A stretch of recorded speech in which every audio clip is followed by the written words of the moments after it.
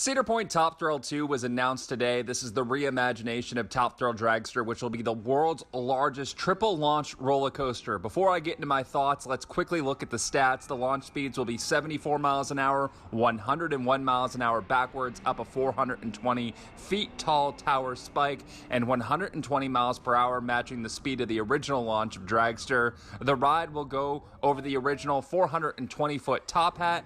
Now, this ride looks awesome and should be so much fun. I think all the things included will be a great attraction. I enjoy other triple launch coasters, and they are nowhere near as fast, tall, and as tense as this one should be, so this ride should be top notch. I was hoping it would cross the 500 foot mark, but I do like the fact that they're keeping the original top hat in the spirit of the ride at 120 miles an hour. Now, I have two concerns for this ride. Zamperla, I think that's how you pronounce it, is the manufacturer who hasn't really done anything to this level before, but I guess here's their chance. Let's hope they make the most of it and the ride will be reliable, something that we aren't used to saying for Dragster.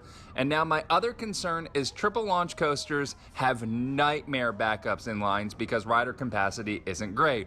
So I think we can basically guarantee that the line backups will be intense and the lines for this ride are going to be awful. But there's one thing that can save it. Most triple launch rides go through the station, but it looks like this coaster is going to go on the side of the station after the first launch of 74 miles an hour. So while the 101 backwards launch and forward launch of 120 will be outside next to the station, meaning they should be able to unload and load the next train, which will significantly help the typical 3 launch capacity issues so they can speed up capacity.